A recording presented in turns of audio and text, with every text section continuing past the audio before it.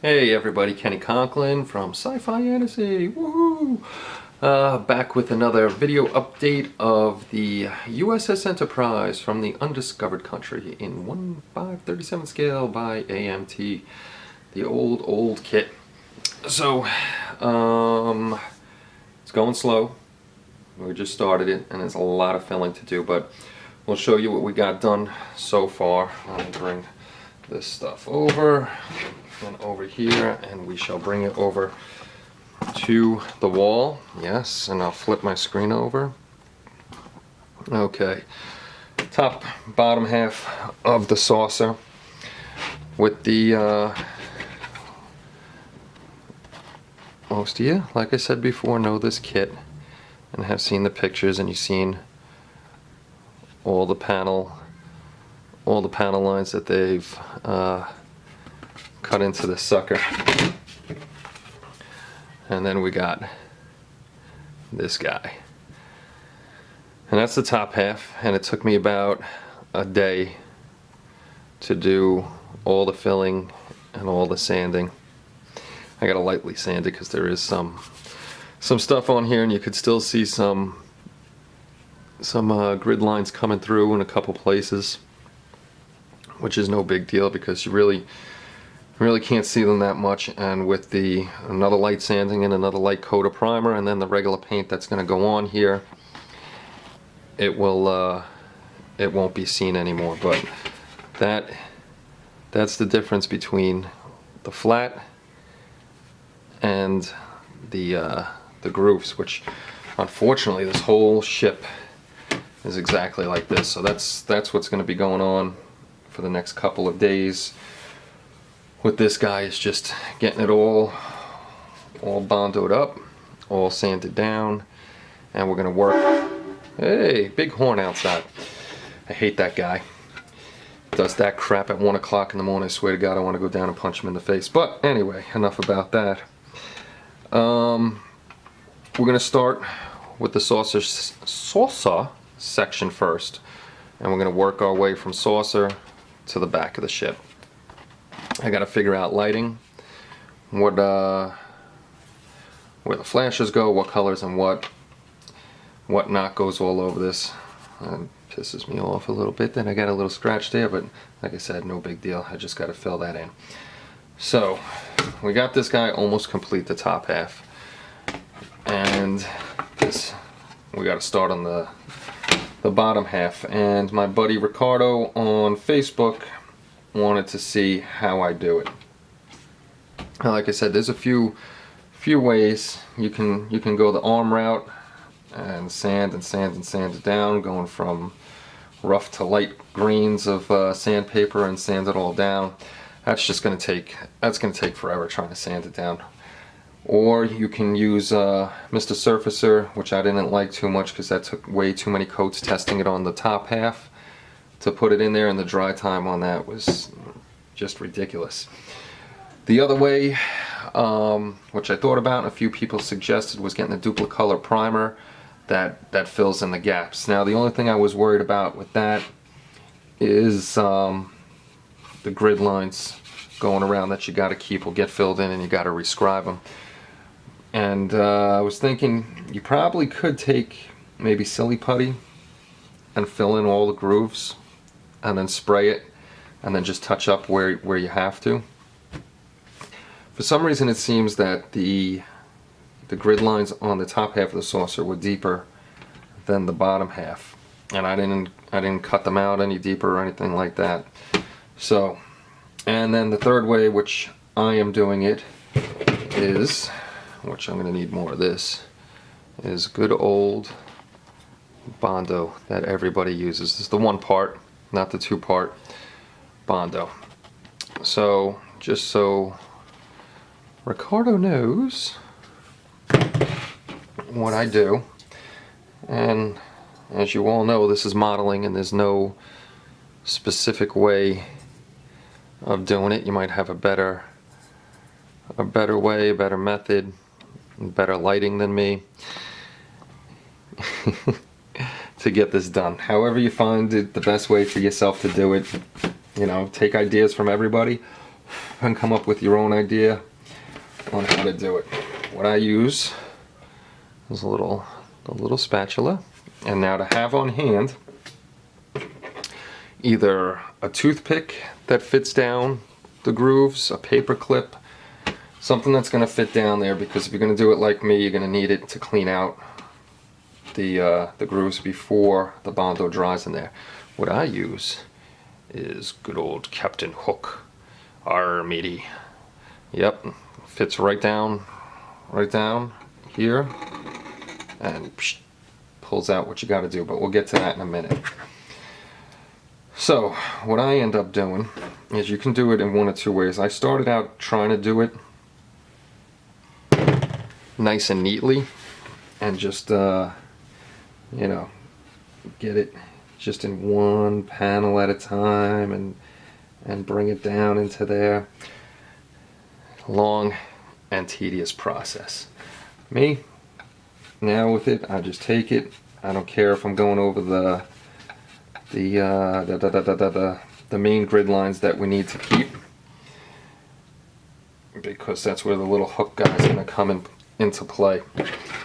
And I'll try to do a couple of them at a time. I'm laying it on kind of thick now. Try to get it as thin as possible, with just this way you don't have to do so much sanding. This way you're just covering in the grooves.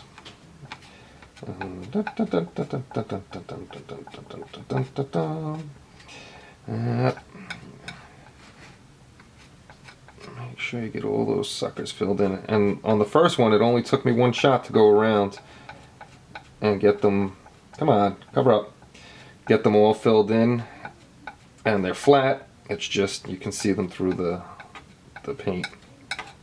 So anyway, you can do a couple, and before it starts to dry, just take your toothpick, your paper clip, or little Captain Hook here. Oh, I'm coming to get you. And just follow the line right down, and boom. There you go. Scoops it right out. And where did my paper towel go? I don't got one, so we'll just chuck it over here. And then you can go like that right there. And now remember, you're not sinking this sucker or whatever you're using into the plastic. Okay, well, since the video camera decided it was going to cut off while I was showing you what we were doing, I decided to go around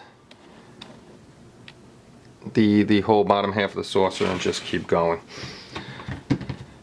And the whole perimeter took me just about an hour. So we'll finish up this one section, and hopefully the time doesn't run out on me.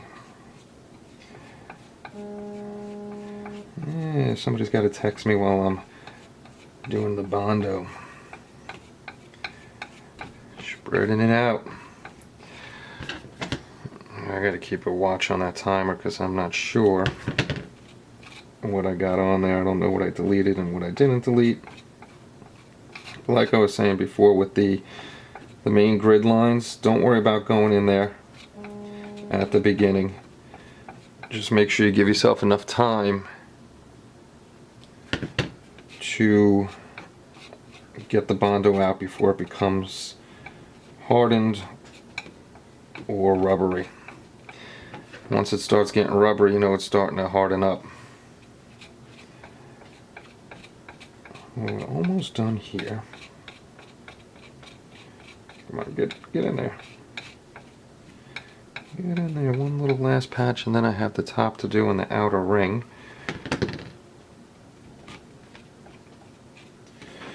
So, basically that's what I did the whole way around doing pie wedges. The top half of the saucer is a lot easier because of the shape. Okay, now, like I was saying before, when you use either your paper clip, your